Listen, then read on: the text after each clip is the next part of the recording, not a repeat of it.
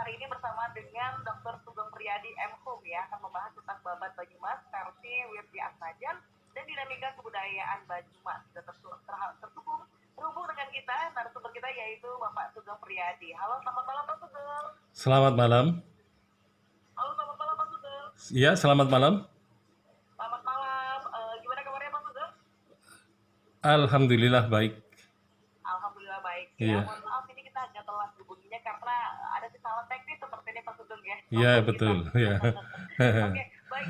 Pak Sugeng, kita langsung masuk ke topik kita untuk malam hari ini Pak Sugeng, tentang Babat Banyumas versi Wirdi Atmajan dan dinamika kebudayaan Banyumas Pak Sugeng ya. Iya, betul. Baik Pak Sugeng, untuk Babat Banyumas sebenarnya itu apa? Seperti apa sih penjelasannya Pak Sugeng? Artinya apa? Jadi Babat Banyumas itu merupakan manuskrip ya, dari naskah yang ditemukan di daerah Banyumas dan kemudian juga menyebar ya, mungkin ke seluruh ya paling tidak banyak tempat lah di Jawa. Jadi naskah yang tertua itu berasal dari abad ke-16-17.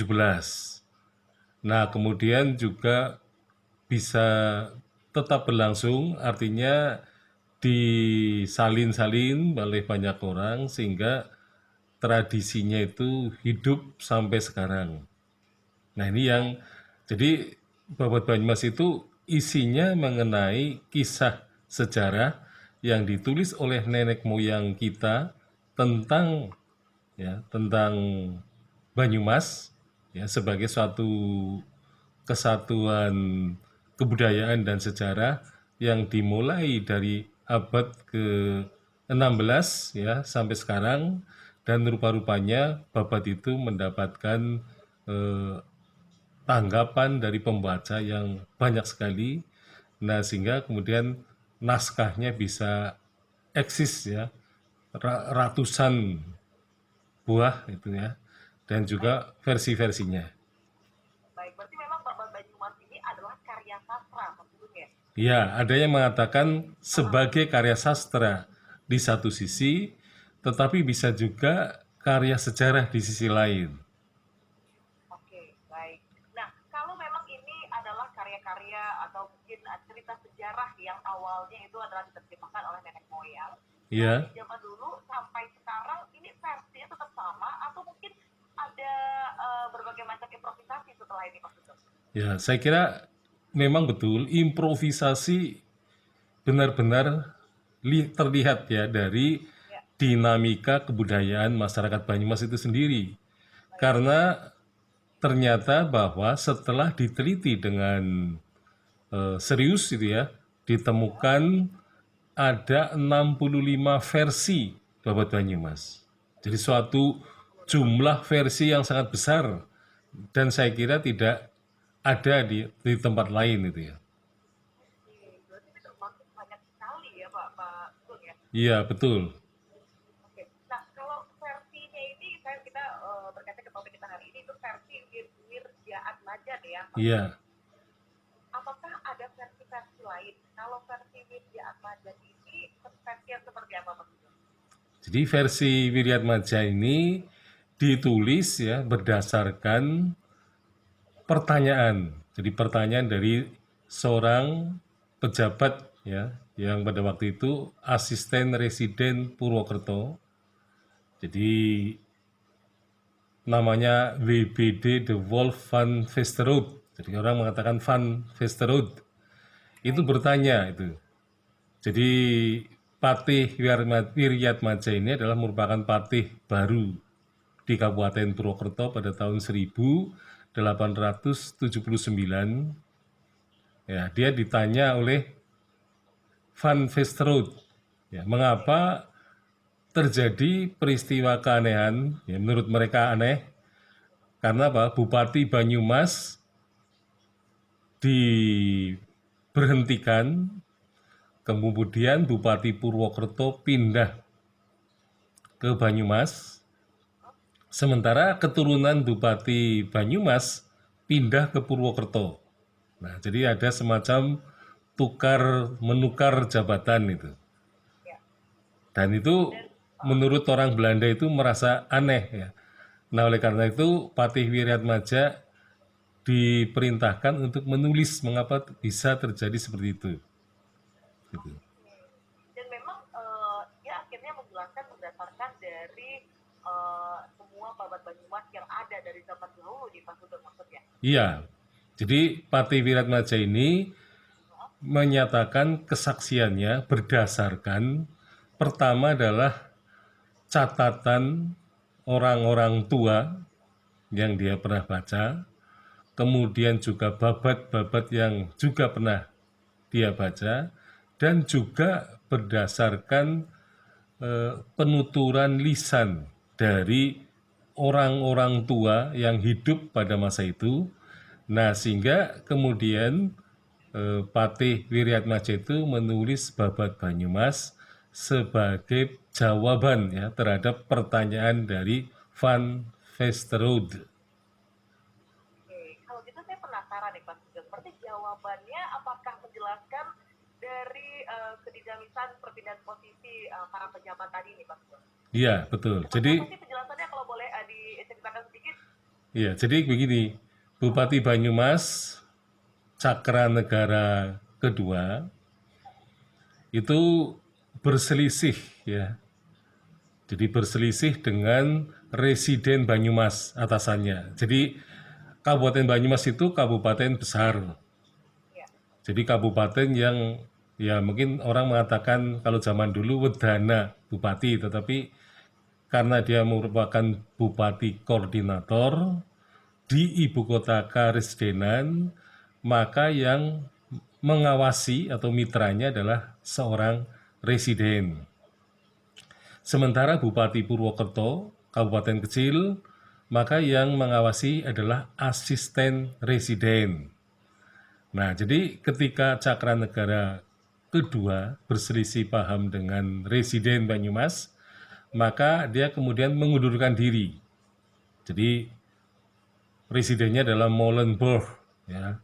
Dan kemudian Molenburg orang Belanda, jadi Belanda ya. ya kemudian mengundurkan diri dan kemudian tidak ada keturunannya yang menggantikan, tetapi kemudian yang menjadi Bupati Purwokerto itu adalah adiknya. Ya, jadi tetapi kemudian Bupati Purwokerto pada waktu itu, Mertadirja yang ketiga, dipindahkan ke Banyumas, yang oleh Banyumas itu di dalam babat-babat dikatakan yen ono kudi tarung karo karae negoro Banyumas bali marang sing duwe. Jadi maksudnya kalau ada pejabat residen ya, berselisih dengan bupati, ya jadi apa dikatakan dari kudi ya, kudi itu residen, terus bupatinya itu adalah apa karah ya. Karah itu alat atau logam yang mengencangkan pegangan kudi gitu ya. Jadi kalau dua hal ini berselisih, maka negara Banyumas akan pulang lagi atau dimiliki lagi oleh keturunan yang asli. Nah, yang asli itu adalah Mertadirja yang ketiga. Jadi Mertadirja ketiga ini ketika dia menjabat Bupati Banyumas berarti dia mengambil alih ya warisan leluhur, karena sebelumnya Cakranegara ini adalah merupakan keturunan bupati yang berasal dari keraton. Jadi keturunan keraton, sehingga kemudian dikatakan negoro Banyumas Bali maling sing duwe. Artinya apa tuh? Jadi kalau tadi karena ada perselisihan residen dan bupati, maka kemudian negara Banyumas akan kembali kepada pemiliknya atau pewarisnya yang sah. Gitu. Nah, pewaris sah itu adalah Mertadirja yang kedua, Bupati Purwokerto yang ketiga. Jadi Mertadirja ini Bupati Purwokerto 1860 sampai 1879. Jadi 1879 Bupati Purwokerto ini pindah ke Banyumas.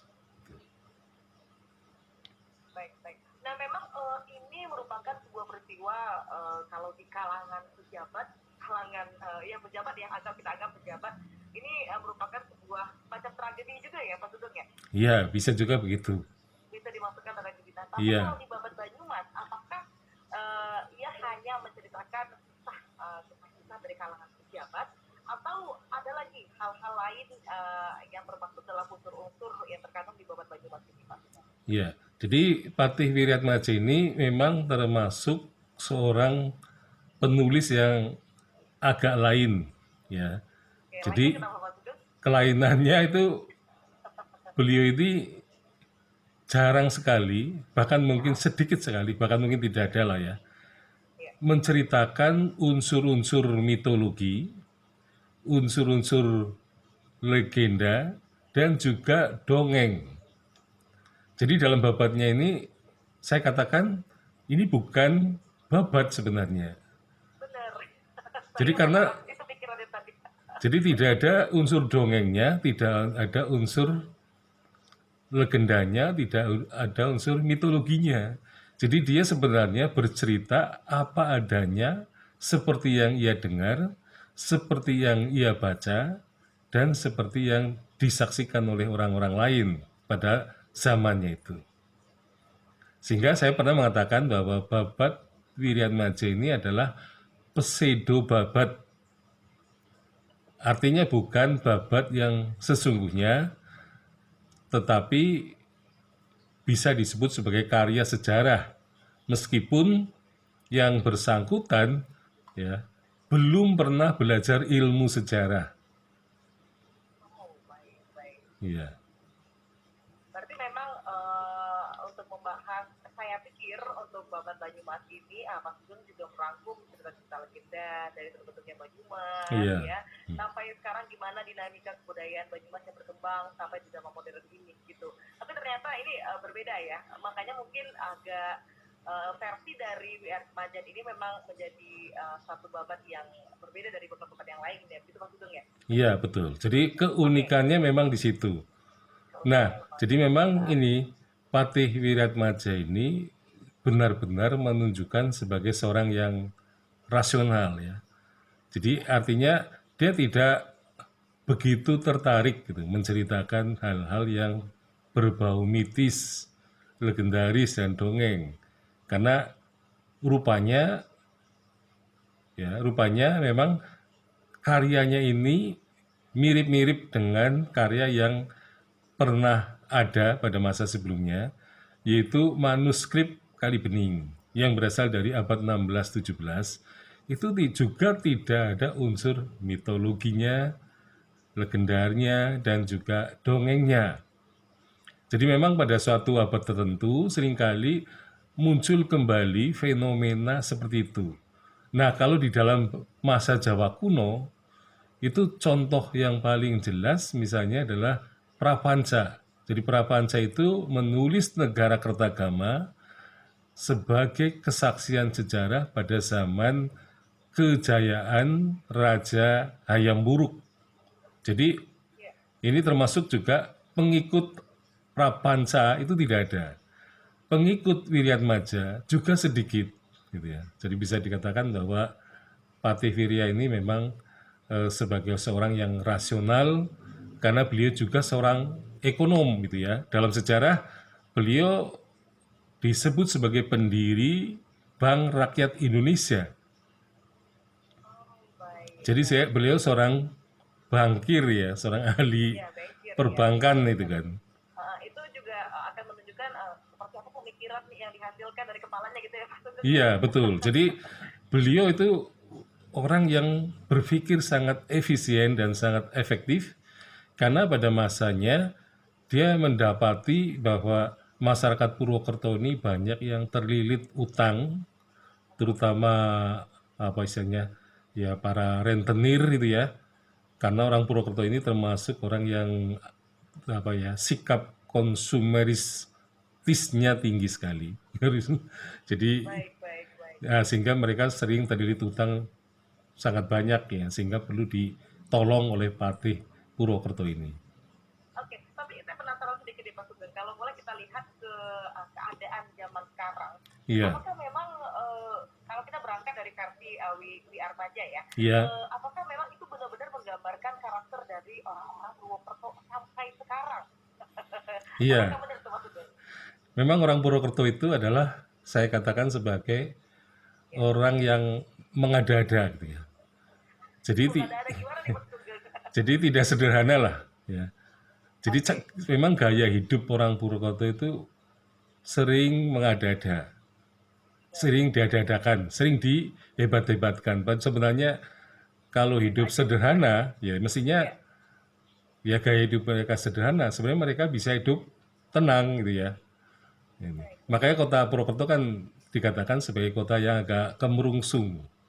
kemerungsung itu artinya apa Mas Sugeng? Kemerungsung itu ya kayak orang di Jakarta itu, orang yang misalnya apa istilahnya,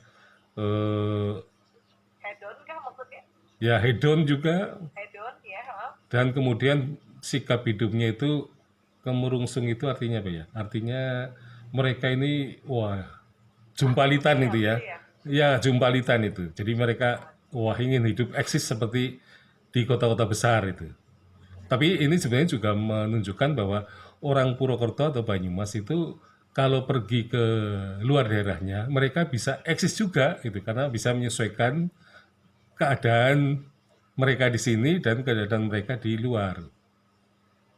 Oke, baik. Berarti memang ini tergambar jelas dengan karakter-karakter masyarakat Purwokerto dan Banyumas sendiri nih ya, Iya, di zaman betul. sekarang ya Pak Sugeng. Iya, ya. Oke, nah Pak Sugeng sebagai seorang guru besar dan juga merupakan ahli babat Banyumas apalagi ya, eh, yang paling menarik dari versi WR Maja ini apa menurut Pak Sugeng?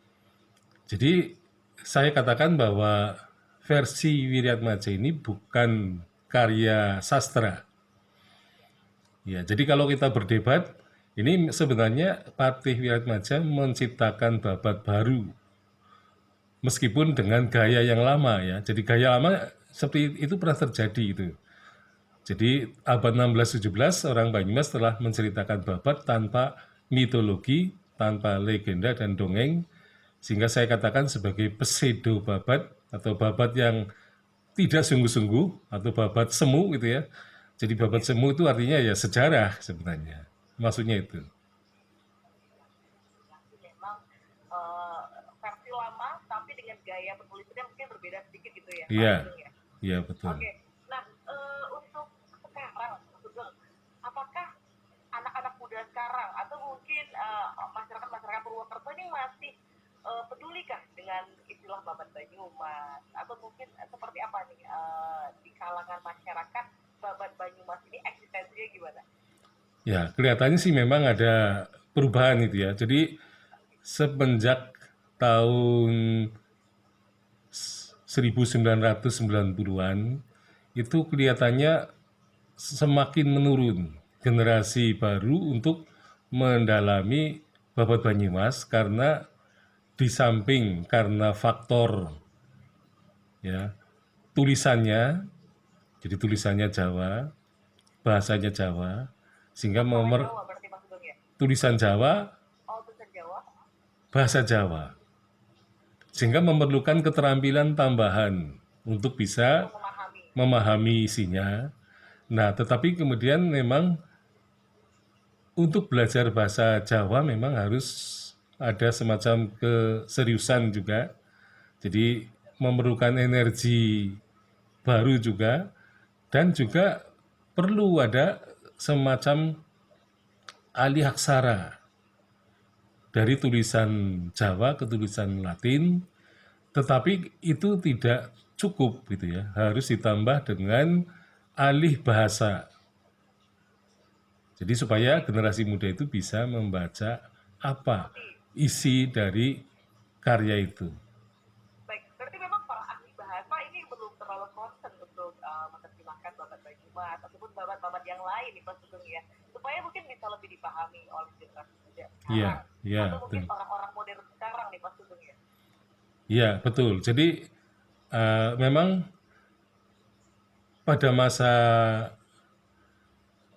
teknologi maju sekarang sebenarnya bisa saja hal itu dilakukan dengan cara mendigitalisasikan gitu ya babat Banyumas, meskipun sebenarnya para filolog sudah apa istilahnya sudah melangkah sebenarnya lebih dahulu dengan cara melakukan mikrofilmisasi gitu ya. Jadi naskah-naskah kuno difoto nanti dalam bentuk apa film, dan film itu bisa di print atau dicetak sehingga kemudian kita tidak perlu lagi membaca naskahnya yang mungkin sudah lapuk, kemudian kotor oleh debu gitu ya, sehingga para filolog tidak perlu terkena flu ya, influenza karena kotoran Keras berdebu. ya debu itu gitu ya. Jadi mungkin lebih mudah lagi. Bahkan kalau perlu hanya membuka komputer ya, mikrofilmnya dibaca di situ. Nah, itu bisa lebih mudah lagi gitu. Oke. Apakah Pak Sugeng juga termasuk salah satu tim yang akan merencanakan itu ke depannya, Pak Sugeng? Ya, saya sudah mengumpulkan naskah paling tidak ada 101 naskah. Meskipun nanti kalau Babat ya. iya selalu sangat banyak. Jadi saya sudah mendapatkan naskah dari Universitas Leiden yang di negeri Belanda sudah diperoleh. Ya, kemudian ya semua hampir ya naskah Babat Banyumas yang ada di berbagai tempat sudah bisa dibaca, dikumpulkan, dan memang cita-cita saya dari 65 versi sedikit demi sedikit akan dipublikasikan, Dimaskan atau dipublikasikan. ya dibukukan, nah sehingga nanti akan bisa dibaca oleh generasi yang akan datang. Oke, luar biasa. Iya, Jadi ini Pak Sugeng. tentu saja sebagai sejarawan saya harus merangkap sebagai filolog ya. Jadi Filolog ya. iya ahli naskah kuno harus baca itu. Oke, baik, oke. Baik, mungkin ke depannya ini akan menjadi sebuah warisan budaya yang luar biasa juga, pasti tidak hanya Banyumas, tapi mungkin semua juga jadi terinspirasi nih ya dengan perencana-perencana Pak Sugeng ya. Iya, jadi memang eh, hampir bisa dikatakan semua suku di Indonesia itu sebenarnya mempunyai warisan yang mirip-mirip gitu ya. Jadi kalau misalnya di Melayu ada hikayat, kalau di apa Minangkabau itu ada tambo misalnya, kemudian di Sulawesi Selatan ada lontara, gitu ya. Di Sunda ada babat juga, ada apa wawacan ya di Bali gitu ya.